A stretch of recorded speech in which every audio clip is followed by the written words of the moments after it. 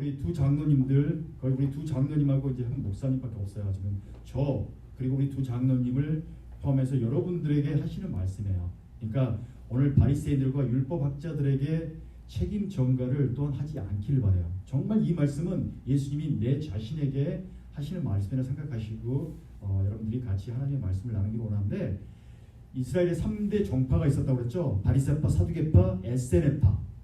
근데 그때 서기관과 율법학자들은 대부분 서기관과 율법학자들은 이 바리새파에 속해요. 간혹 사두개파 사람들도 바리새파에 속하게 됐지만 대부분의 오늘 서기관과 율법학자는 바리새파, 그리고 사두개파는 이스라엘 성전에서 제사를 담당했던 제사장 그룹이고, 그리고 에세네파는 세례 요한처럼 그 현실과 떨어져서 광야에서 단체 생활을 하면서 경건 생활을 했었고 자기들의 메시아를 기다렸던 그 그룹이 바로 에세네파인데, 제가 2주 전에 그 예수님께서 연하의 표적을 말씀하시고 누가복음 11장 38절에 바리새인이 예수님과 예수님의 일행을 식사를 초대를 합니다. 그런데 초대를 하고 나서 예수님께서 식사를 하시기 전에 손을 씻지를 않고 식사를 하시는 걸 보고 한 바리새인이 매우 놀라워해요. 그때 예수께서 갑자기 이 바리새인들에게 아주 화를 내세요. 39절에 주께서 이르시되 너희 바리새인은 지금 장과 대접의 겉은 깨끗이 하나 너희 속인즉 탐욕과 악독이 가득하도다. 상식적으로 예수님의 이런 행동 좀 이해가 되지 않죠. 너무나 약간 예의에 어긋나잖아요. 만약에 어떤 사람이 여러분을 집으로 초대했는데 갑자기 여러분이 집 주인에게 그것도 당신은 탐욕과 악독이 가득하다라고 이야기를 했을 때 얼마나 분위기가 썰렁해요. 정말 찬물을 끼얹는 듯한 어떤 상황이 아닌가 싶은데, 왜 갑자기 예수님은 이런 행동을 하셨다고 여러분들 생각해요? 뭔가 이유가 있지 않습니까? 2주 전에 요나의 표적을 가지고 예수께서 말씀하셨죠. 예수께서 수많은 표적을 보여주셨지만 이스라엘 사람들은 계속 표적을 요구했단 말이에요. 그때 예수님께서 나는 내가 너희들에게 보여줄 표적은 요나의 표적밖에 없다고 그랬죠. 그리고 솔로몬보다 더 큰 지혜를 가진 자가 바로 예수님이다. 그러나 너희들은 바로 옆에 있는 나를 알아보지 못하고 계속 표적을 요구하고 있다. 그러니까 니느웨 사람들, 아수르 제국의 수도 느니에 사람들이 마지막 심판 때 너희들을 심판할 거야. 그리고 남방 여인이 마지막 때 너희들을 정죄할 것이다라고 예수님이 말씀하셨단 말이에요. 제가 이 말씀을 전할 때 바리새인들과 유대 종교 지도자들 어떤 기분이었다고 이야기했었어요. 화가 엄청나게 났을 거라고 이야기했잖아요. 왜냐하면은 아수르 제국 2주 전에 잠깐 말씀드렸지만은 인류 역사상 가장 악랄하게 소문난 제국이 아수르란 말이에요. 아수르의 수도 니느웨란 말이에요. 근데 이 니느웨 사람들이 마지막 때 자기들 심판하러 오고, 이 니느웨는 북이스라엘을 멸망시켰던 민족이에요. 그리고 자기들의 형제의 피를 이방인들의 피가 완전히 혼합해가지고 완전히 잡종 민족으로 만들어버렸다는 혼혈 정책을 이용해서. 그러니까 할례 받지 못한 자들이 마지막 때에 그것도 하나님에게 선택받은 이스라엘 백성들을 심판하러 올 것이라는, 심판할 것이라는 예수님의 그 말씀에 당연히 기분이 나빠했을 거라고 제가 여러분들에게 이야기했는데, 제가 잘못 전한 것 같아요. 이 사람들은 전혀 기분 나빠하지 않았어요. 전혀 이 사람들은 기분 나빠하지 않았단 말이에요. 거기에 대부분의 이스라엘 사람들뿐만 아니라 당연히 바리새인들도 화가 나 있지 않았어요. 왜냐하면 화가 났다면 예수님과 예수님의 이름을 식사 초대를 하지 않았겠죠. 이 식사 초대는 어떤 악한 감정을 가지고 식사를 초대한 게 아니에요. 그러니까 뭔가 예수님에게 따지기 위해서 자기 집으로 식사를 초대한 것이 아니라 약간 어느 정도의 어떤 좋은 감정, 그리고 예수님의 어떤 지혜나 어떤 그 말씀을 같이 쉐어하기 위해서 초대를 했단 말이에요. 전혀 이 사람들은 예수님께서 그들을 꾸짖었을 때 전혀 기분 나빠하지 않았어요. 제가 2주 전에 이 사람들 바리새인들, 서기관, 율법학자들 완전히 뚜껑 열렸다라고 이야기했었는데 제가 잘못 전한 것 같아요. 예수님께서 이스라엘 백성을 꾸짖을 때 바리새인들과 서기관들은 기분 나빠하지 않았는데, 그 이유가 예수님의 꾸짖음은 자기들을 향한 꾸짖음이 아니라고 생각했어요. 율법을 성실히 지키지 않는 누구? 이스라엘의 그냥 백성들, 바리새파 사람들이 아니라 율법을 자기들보다도 율법을 성실하게 지키지 않는 이스라엘 백성들에게 꾸짖는다고 예수님께서 꾸짖는다고 생각했기 때문에 이 바리새인들과 율법학자 서기관들 기분이 나쁘지 않았단 말이에요. 심지어 많은 이스라엘 백성들, 거기에 있었던 많은 이스라엘 백성들도 아마도 기분이 그렇게 썩 나쁘지 않았어요. 왜냐하면 자기들도 선택받은 백성이고 설사 바리새인과 같이 그들과 같이 경건한 종교 생활을 하고 있지 않다 할지라도 자기들은 선택받은 백성으로 하나님의 저주로부터 벗어났다고 생각했기 때문에 그래도 자기들은 저주받지 않았다, 선택받았다. 그러니까 예수님의 꾸짖음이 그들에게 피부로 와닿지 않는 거예요. 그렇다면 어찌할꼬 하면서 예수님의 꾸짖음을 받아들였던 사람들은 창기나 과부나 세리나 또는 병든 자들, 벙어리, 눈먼 자, 안진뱅이, 그리고 귀신 들린 자들이 였다는 거예요. 왜냐하면 그 당시 자기들은 하나님으로부터 저주를 받았기 때문에 현재 그렇게 살고 있고 결국에 심판을 받은 마지막 때 하나님으로부터 자기들은 저주를 받을 것이라고 생각했기 때문에 예수님의 꾸짖음은 이스라엘 백성이 아니라 바리새파나 서기관 율법학자가 아니라 정말 창기나 세리나 과부나 벙어리, 귀신 들린 자, 눈먼 자들이었다는 거예요. 이렇게 예수님께서 이야기를 하셨는데 회개치 않는 이 바리새인들의 태도를 당연히 그 전에 예수님은 알고 계셨어요. 그래서 집에 초대되자마자 예수님께서 꾸짖는 거예요. 그러니까 뭐 밑도 끝도 없이 화를 내신 것이 아니라는 거예요. 그런데 이제 더 과관인 장면이 이 45절에 나오는데 같이 한번 읽어볼까요? 자, 시작. 한 율법사가 예수께 대답하여 가로되 선생님 이렇게 말씀하시니 우리까지 모욕하시니이다. 자, 지금까지 예수님께서 악한 세대라고 꾸짖고 있었으나 이 바리새인들과 서기관 율법학자들은 전혀 자기들을 향한 꾸짖음이라고 전혀 깨닫지 못했는데 더 웃기는 것은 이제 우리 2주 전에 했던 39절 44절까지 예수님께서 바리새인들을 꾸짖고 있어요. 그 전까지는 오늘 이 율법학자들은 지금 선생 예수가 바리새인들을 꾸짖고 있지 자기들을 꾸짖고 있지 않다고 생각한 거예요. 왜냐하면 율법학자나 서기관들도 바리새인이지만 이 율법학자 서기관들은 바리새인들에게 하나님의 모세 오경이라든가 장로들의 유전인 그 율법을 가르쳐서 사람들이에요. 그러니까 예수가 꾸짖고 있는 것은 현재 바리새인들이다. 우리와 같은 서기관이나 율법학자가 아니라고 생각했던 거예요. 그런데 어느 시점에 보니까 웬걸 지금 예수가 우리까지 꾸짖고 있다라고 생각을 했던 거예요.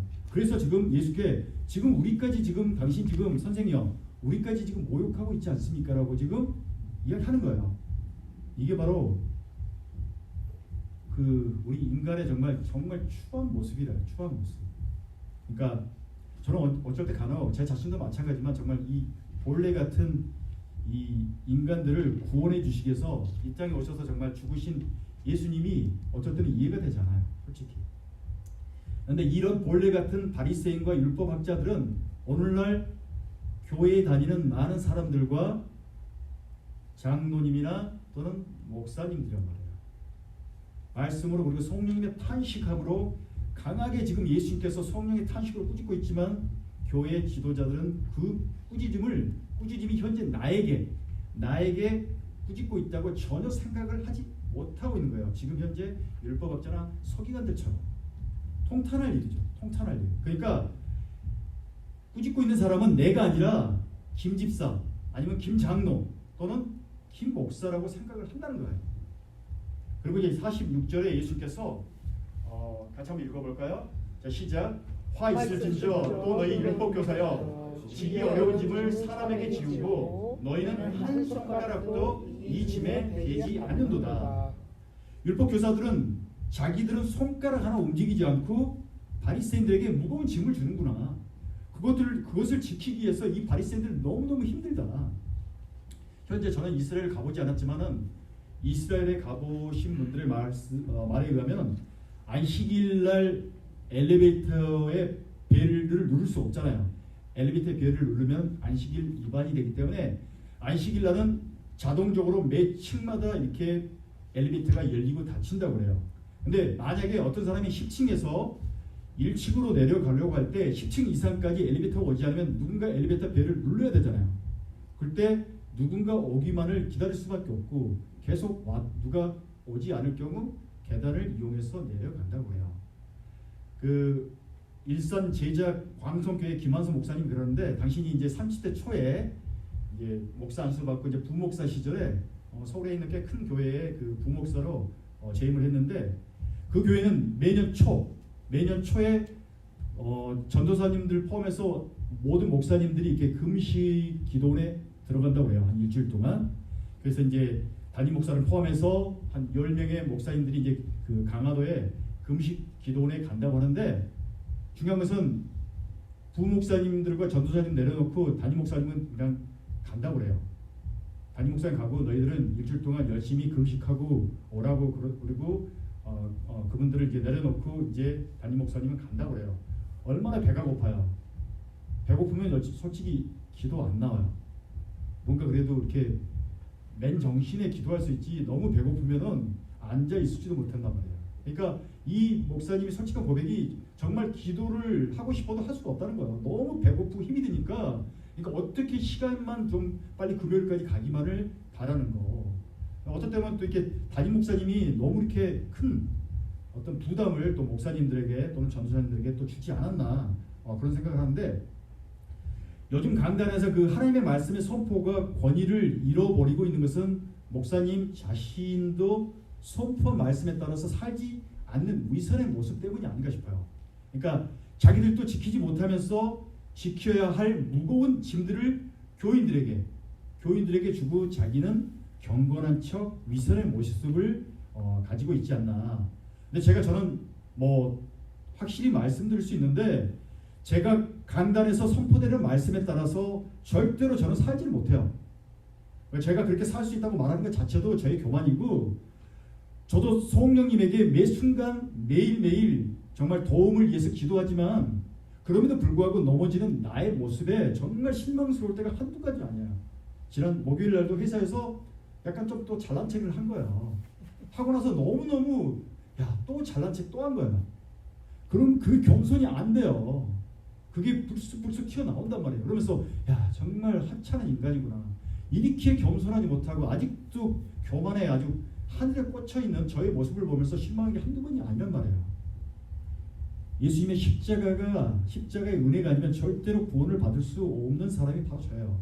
그러니까 저를 기대하지도 마시고 또한 믿지도 마시고 오직 믿을 수 있는 분은 예수님 한 분만 믿고 가세요. 사람 믿지 마시고. 여기 또 장로님들 계시는데 장로님도 믿지 마시고 목사도 믿지 마시고 오직 예수님만 믿고 가시란 말이에요. 그래야지 여러분들 상처받지 않아요. 현재 한국교회는 너무 많은 예배가 있죠. 저는 한국에서 교회를 다니지 않았기 때문에 얼마나 많은 예배가 있는지 모르지만 뭐 주일 예배, 당연히 수요 예배, 금요 철야 예배, 그리고 그 유명한 새벽 예배, 뭐 다락방 기도회, 또는 뭐 목요 여성 예배, 여러 가지 예배들이 있잖아요. 미국 신학교 교수님들과 미국 신학생들이 제가 이제 신학교 다닐 때 우리 한국 신학생들을 보면 약간 치근한 모습으로 이렇게 쳐다봐요. 왜 치근한 모습으로, 불쌍한 모습으로 쳐다보는지 아세요? 한국 교회는 예배가 너무 많다는 거예요. 그리고 그 유명한 매일매일 새벽 기도가 있다는 거예요. 그러니까 너무너무 고생문이 열렸다라고 생각하는 거예요. 미국 신학생들도. 심지어 신학 교수들도 너희들 고생문이 열렸다. 어떻게 매일마다 새벽 기도를 인도할 수 있니? 그런데 이제 많은 교회에서 일어났던 많은 그 자기 교회의 모든 예배에 목사님께서 이제 자기 교인들이 이런 예배에 참석하기 바라잖아요. 근데 모든 예배에 참석하는 사람들이 믿음이 좋고 또 좋은 하나님에게도 순종하는 교인이라고 비춰주시단 말이에요. 그렇지 않는 사람들은 또 믿음이 없는 사람처럼 또 생각되기도 하고, 그래서 매일 정말 삶이 지치고 힘이 들지만 모든 예배에 빠지지 않기 위해서 정말 열심히 참석해요. 그래야지 집사나 또는 권사나 또한 장로가 될 수 있는 거예요. 어떨 때 큰 교회에서 정말 장로 되기가 너무 힘들잖아요. 그래서 어떨 때는 정말 대충 신학교에 가서 목사 되는 것이 훨씬 더 이지할 경우가 있어요. 거의 막 간 기능이 떨어질 만큼 피곤에 쩔어가지고 막 의지적으로 또한 남의 시선 때문에 예배 빠지면 또 하나님이 싫어할까봐, 하나님이 복 주지 않을까봐 거의 막 전투 수준으로 맹목적으로 예배에 참석을 하는 사람들이 은근히 많다는 거예요. 이런 습관적인 맹목적인 예배는 하나님의 참 뜻을 잊어버릴 수 있어요. 오늘 형식에 치우치는 이 바리새인과 같은 그런 예배를 드릴 수 있다는 거예요. 그런 예배는 하나님이 받지 않은 예배예요. 자, 그리고 모든 예배마다 헌금을 걷어요. 누구를 위해서 그렇게 많이 그 헌금을 걷는지 모르겠어요. 왜 서울 장석교회도 그렇게 헌금을 많이 걷는지 모르겠는데, 제가 인터넷에서 잠깐 한번 찾아봤어요. 한국 교회의 헌금의 종류에 대해서. 뭐 이건 약간 과장된 헌금의 종류가 될 수 있을 수 있지만은 그래도 뭐 이렇게 과장된 것은 아닌 것 같고, 헌금의 종류를 보니까 뭐 당연히 건축 헌금, 그다음 교회 차량 헌금, 목사님 아들 유학 헌금, 출생 헌금, 100일 돌 축복 헌금, 새로운 차 샀으니까 사고 안 나게 하게끔 새로운 차 구입 헌금, 취업 행운 헌금, 좋은 일자리 잡기 헌금, 그 다음에 개업, 좋은 여행, 주님 은총, 출장 보호, 여행 보호, 개업 축복, 사업 축복, 이주, 가족 방문, 해외 동포 방문 헌금, 면허 취득, 사고 보호 헌금, 새집 마련, 이사, 집 매매, 집 수리, 환갑, 권사 임직, 집사 임직, 장로 임직, 장례 추모 예배, 결혼 축복, 건강 기도 헌금, 가족 건강, 수술 헌금, 기도 응답 헌금. 너무 많은 것 같아요. 주님 영접, 등록 헌금, 교회 인도 헌금, 주님 사랑 헌금, 거듭남 헌금, 성령 충만 헌금, 시험 잘 치게 하게끔 하는 헌금, 합격, 입학, 그리고 유학, 환난 극복 감사헌금, 말씀 헌금, 평안 헌금 등등등이 있어요. 여러분들 어떻게 생각해요? 한국에 정말 이렇게 헌금이 많이 있어요? 정말 이렇게 있다면 이건 정말 시리어스하게 우리가 고민을 하셔야 되는 게, 이건 교회가 아니라 이건 완전히 무당집이에요. 무당집이라고요. 무당에게 복채를 주면서 내 소원 비는 거란 말이에요. 내 건강 빌고, 아니면 그냥 절에 가서 돈 주고 복 비는 거라고 다른 것이 하나도 없단 말이에요. 이건 완전히 무당집이지 어떻게 이게 교회가 되겠어요. 교회가 엄청나게 많은 짐을 교회에 다니는 지금 사람들에게 주고 있다는 거예요. 오늘 율법학자들이 바리새인들에게 줬던 그런 어떤 짐들을 똑같이 주고 있단 말이에요. 이런 어떤 헌금들이 정말 나의 어떤 그 축복을 위해서 드리는 헌금이면 이 헌금 하나님 절대 받잖아요. 이 헌금은 무당에게 바치는 헌금하고 똑같단 말이에요. 정말 내가 감사함으로 드리는 헌금을 하나님이 받지, 무슨 뭐 차 샀다고 해서 사고 안 나게 해주는 헌금을 드린다든지 이런 헌금은 전혀 받잖아요. 이런 헌금은 무당 헌금이란 말이에요. 그런 부담을 정말 많은 목사님들이 또한 주고 있다는 거예요. 엄청난 부담을 주고 있다는 거예요. 저는 솔직히 우리 교회 헌금 종류 몰라요. 뭐 자랑은 아니지만 저는 제가 헌금을 내지 않아요. 저희 아내가 헌금을 내요. 먹고 살기도 힘이 드는데 왜 그렇게 교회는 자주 헌금을 요구하는지, 이런 것은 오늘 바리새인에게 부과했던 짐보다 훨씬 더 큰 힘든 짐이 아닌가 싶은데, 그 당시 바리새인들이나 오늘 한국에 있는 교인들이나 별반 다른 것이 없어요. 율법 학자들에 의해서 또는 현재 장로님이나 목사님들에 의해서 요구된 짐을 지느라고 교인들은 정말 뼈 빠지게 무척 힘이 든다는 거예요. 또 내지 않으면 복 주지 않을까봐, 또 하나님이 심판, 하나님이 벌 줄까봐 또 내야 돼요. 그런 엄청난 부담감을 가지고 많은 헌금을 낸단 말이에요. 어떤 사람은 집 팔아서 내고. 자, 누가복음 11장 그리고 47절 48절에 예수님께서 또 이 말씀을 하셨는데 같이 한번 읽어볼까요? 자, 시작. 화 있을진저 또 너희는 선지자들의 무덤을 만드는도다. 그들을 죽인 자도 너희 조상들이로다. 이와 같이 그들은 죽이고 너희는 무덤을 만드니 너희가 너희 조상의 행한 일에 증인이 되어 옳게 여기는도다. 자, 이 말씀은 그들 조상에 의해서 죽임을 당한 많은 선지자들이 있어요. 그 선지자들의 무덤을 이 율법학자들이나 바리새파 사람들은 그 선지자들의 무덤을 기념하고 그들에게 경의를 표해요. 경의를 표하는데 현재 너희도 똑같이 너희 조상들이 했던 것처럼 하나님의 선지자 즉 예수님을 모욕하고 지금 죽이려고 하고 있다는 거예요. 너희들은 죽은 선지자들에게 관심이 있지만 현재 너희 앞에 살아있는 선지자에게 관심이 없다. 그리고 나서 이제 누가복음 49절에 다시 그러므로 하나님의 지혜가 이르렀을 때 내가 선지자와 사도들을 그들에게 보내리니 그 중에는 더러는 죽이며 또 박해하리라 하였느니라. 자, 자, 얼마 전에 요나의 표적 이야기 하면서 지혜의 근본은 누구라고 했습니까? 지혜의 근본은 예수님이라고 했죠. 예수님. 다시 말해 지혜이신 예수님께서 선지자와 사도들을 보내니 그 중에 스데반 집사처럼 죽임을 당하게 되고, 더불어 사도 바울을 포함해서 예수님의 거의 모든 제자들이 죽임을 당할 것이다. 더 나아가 이 예수님을 믿는 교회를 핍박하게 될 것이고, 그리고 그 믿지 않는 사람들이 그들을 죽이게 될 것이다라고 지금 예수께서 이야기를 하시고, 그리고 11장 50절과 51절 같이 한번 읽어보죠. 자, 시작.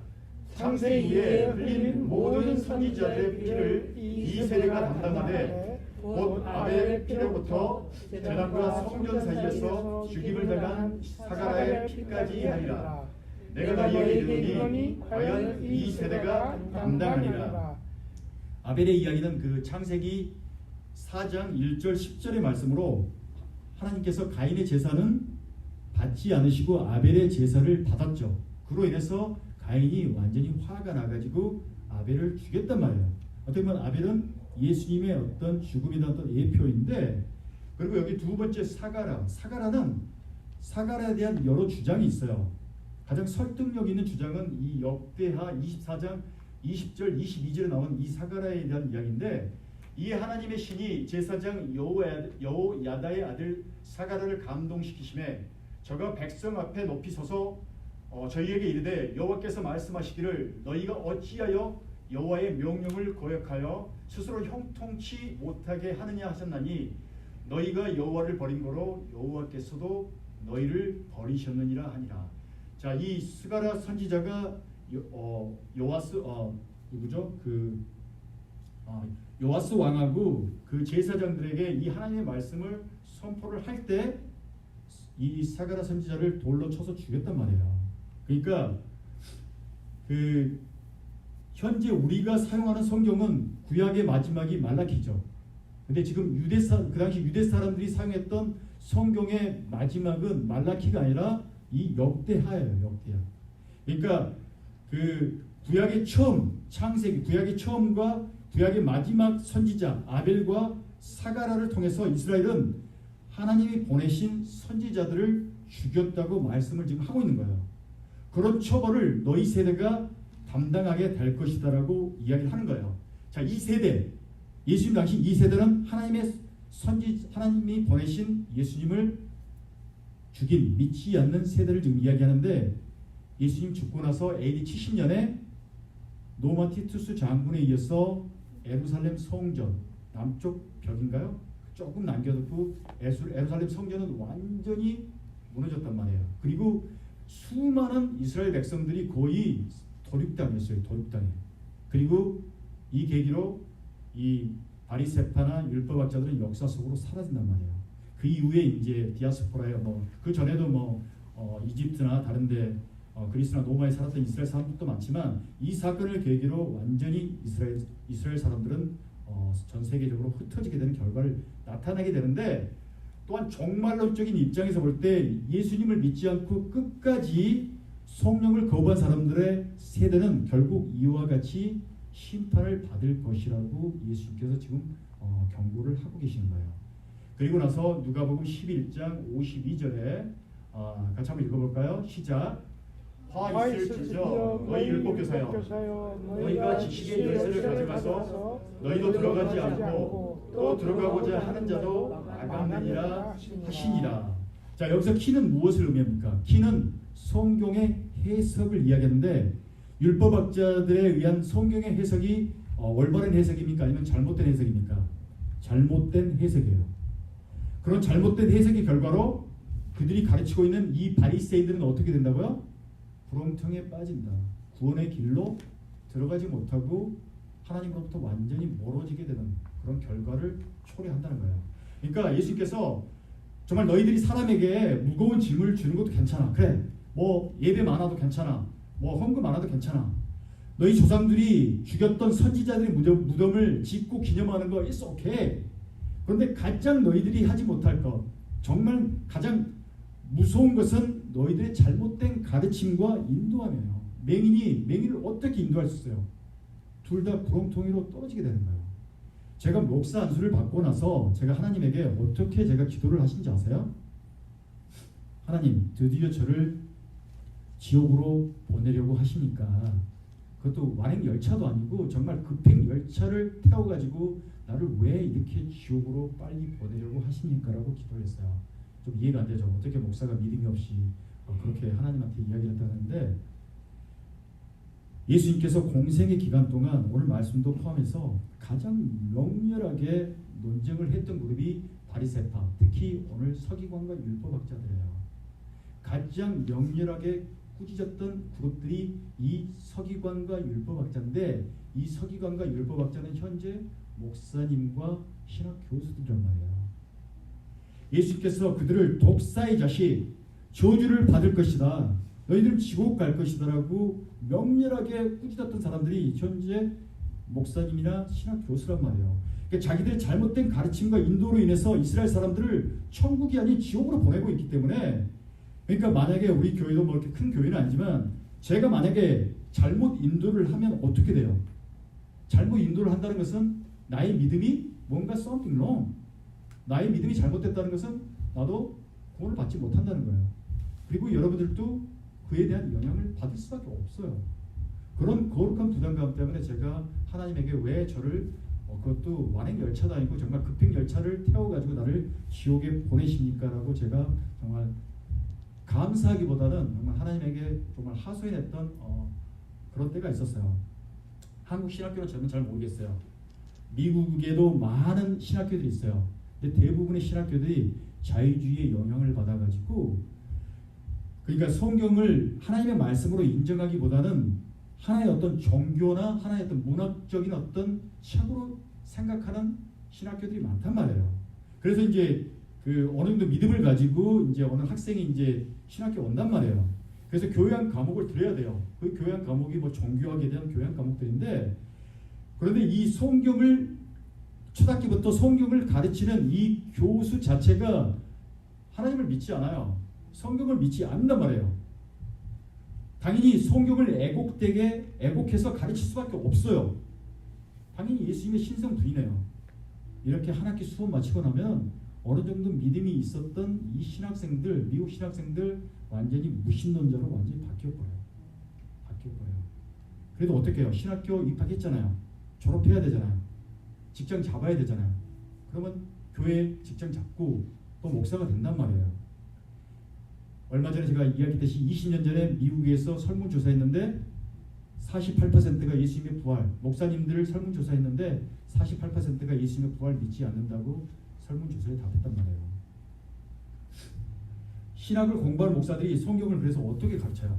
그냥 조이 오스틴처럼 본영신학으로 예수님 믿으면 복받고 건강하게 행복하게 잘 산다고 설교를 할 수밖에 없어요. 자기들에 대한 믿음이 없는데 어떻게 복음을 가르칠 수가 있어요? 어떻게 천국과 지옥을 이야기할 수 있고 어떻게 예수님의 십자가의 죽음과 부활을 이야기해요? 못한다고요. 그러니까 계속 번영 복받고 축복받는 이야기만 할 수밖에 없어요. 또 그런 교회에 또 많은 사람들이 몰려요. 또. 그런데 애석하게도 100% 모두를 지옥으로 보내고 있다는 것을 아셔야 돼요. 오늘 예수님은 율법학자들에게 성경에도 없는 수백 가지의 율법의 규정들을 정해가지고 자기들은 하지 않고 바리새인들에게 무거운 짐을 쥐고 있구나. 더욱 안타까운 것은 그들은 구원이 아닌 잘못된 길로 또한 인도를 한다는 거예요. 자, 그렇다면 여러분들은 저의 설교에 대해서 어떻게 생각해요? 솔직히 거의 한 두세 달 정도 매주일 설교마다 엄청난 제가 부담을 주고 있잖아요. 막 계속 본어게인 거듭나야 한다고. 뭐 약간 막 짜증나지 않아요? 저도 어떨 때 막 짜증나는데 솔직히 짜증이 나야 돼요. 저도 말씀 전하면서 저도 제 자신이 짜증나는데, 근데 그 자체는 계속 영적으로 지금 충돌이 일어나고 있는 증거예요. 그럴 때마다 예수님에게 여러분의 예수님의 은혜를 사모하셔야 돼요. 어느 시점에서 여러분을 예수님의 은혜로 여러분을 감싸 주실 때가 있단 말이에요. 저도 거듭남이 무엇인지, 칭의의 구원이 무엇인지 깨닫지 못했을 때 거의 한 3년 정도 엄청나게 정말 내 자신이 답답하고 막 짜증이 났거든요. 그럴 때마다 주님에게 간절히 나의 영이 열리게 해주라고 제가 기도를 했었어요. 한 3년 이상을 그렇게 했던 것 같아요.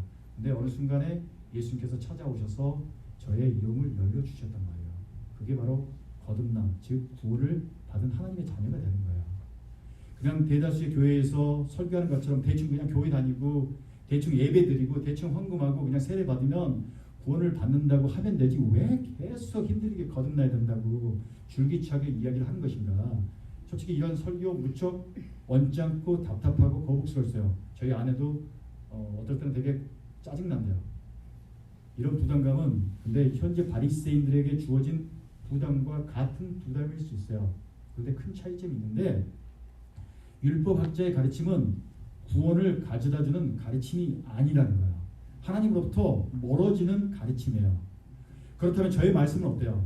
성경을 통해서 가장 중요한 가르침이 먼저 구원을 받기 위해서 성령 안에서 born again 거듭나야 한다는 거예요. 가장 기본적이지만 가장 중요한 게 바로 성령 안에서 너희들이 거듭나야 된다. 그게 바로 하나님의 자녀가 되는 거라는 거예요. 이것은 심한 어떤 부담감을 주는 것이 아니라 영원한 생명을 가져다주는 정말 거룩한 성령 하나님께서 주시는 거룩한 부담이란 말이에요. 자, 우리 이혜부 전도사님이 지난주에 오셔서 예수님과 우리의 관계를 부모님의 어떤 관계처럼 깨어질 수 없는, 깰 수 없는 관계라고 이야기를 하셨어요. 그래서 어떤 환난이나 공고나 시련이나 사망이 예수님과 우리의 관계를 떼어놓을 수 없다는 거예요. 그런데 어떤 사람들이 예수님과의 그 끊어질 수 없는 관계를 가지고 있어요. 거듭난 사람들이란 말이에요. 이 사람들은 구원을 받은 하나님의 자녀들이기 때문에 예수님과의 그 관계에서 깨어지고 절대로 어떤 사망이나 공고나 환난이 깨트릴 수 없어요. 근데 하나님의 자녀가 아닌 사람들은 이 자체가 형성되지 않았기 때문에 예수님께서 나는 너를 도무지 알지 못하는데 할 수밖에 없어요. 그러니까 먼저 거듭나야 된다는 거예요. 그래서 만약에 여러분이 아직도 거듭나지 않았다면 교회에서 여러분들은 아무것도 안 하셔도 돼요. 솔직히 그냥 진심으로 하나님께 예비하고 궁유한 마음으로 성령을 구하고 찾고 두드리시기 바라요. 그럴 때 주님이 성령을 주시지 않겠느냐라고 이야기했잖아요. 누가복음 11장 23절인가요? 그리고 그 이후에 여러분들 교회를 위해서 봉사하고 뭐 선교도 가시고 헌금도 하시고 뭐 신학교를 가시고 하세요. 근데 거듭나지 않은 상태에서 하시면 안 돼요. 왜냐하면 거듭남을 체험하지 않는 상태에서 여러분의 믿음 생활을 계속 한다면 여러분은 100% 오늘 바리새인과 같은 종교인이 될 수밖에 없어요. 결국은 교회를 다니면서 10년, 20년, 30년 교회를 다니면서 집사가 되고 권사가 되고 장로님이 되고 때로는 목사님이 되는데 하나님을 일을 하기보다는 세상의 관점에서 세상의 시각에서 교회를 운영하고 판단할 수밖에 없어요. 왜냐하면 내 안에 성령이 있지 않기 때문에 내 판단은 오직 세상적인 판단에 의해서 교회를 운영하고 또한 교회를 섬긴단 말이에요. 그 결과 교회가 어떻게 돼요? 수많은 우리 이민교회들 교회 시끄럽고 갈라지고 싸우고 목사끼리 다투고 또는 장로 목사 싸우고 교회가 깨지는 엉망진창이 돼요. 알곡이 많아야 되는데 가라지들이 너무 많아서 하나님의 교회를 막 깨뜨리고 망가뜨리고 있단 말이에요. 김관우 목사님이 섬기시는 교회 문제 뭐 하루 이틀 문제 아니지 않습니까? 10년 뭐 전이나 20년 전이나 아무리 그분들의 삶에서 상처가 있다고 하지만 전혀 10년 전이나 20년 전이나 그들의 어떤 믿음의 상태가 바뀌지 않았다는 거예요. 감히 제가 말씀드릴 수 있는 것은 그들은 거듭나지 않는 사람들일 가능성이 아주 높아요. 거듭난 사람들도 예수님의 은혜를 받은 하나님의 자녀들도 우리가 실수하고 넘어져요. 실수하고 넘어진단 말이에요. 어쩔 때는 어떻게 나 같은 하찮은 인간이 구원을 받을 수 있어라고 고백할 수 있지만은 거듭난 사람들은 이렇게 지속적으로 10년, 20년 똑같이 그런 죄를 범하지 않는단 말이에요. 일시적으로 우리가 잘못하고 그 죄를 범할 수 있지만 계속 10년, 20년, 30년 동안 똑같은 짓을 하지 않아요.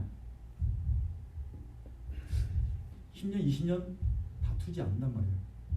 더욱더 안타까운 것은 오늘 바리새인들처럼 그분들도 100% 하나님에게 충성하고 순종하며 예배를 드리는데 예배를 드리는 구원받은 하나님의 자녀라고 확신하고 있다는 거예요. 예수님은 전혀 알지 못하는데 이 사람들은 자기들은 구원을 받은 하나님의 자녀라고 확신을 하고 있다는 거예요.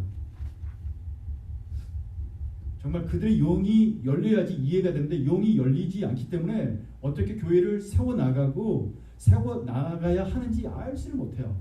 그냥 세상의 방법으로 온갖 시기와 질투와 모략과 비방으로 가득 차 있다는 거예요. 자, 만약에 제가 여러분들에게 가정을 해봅시다.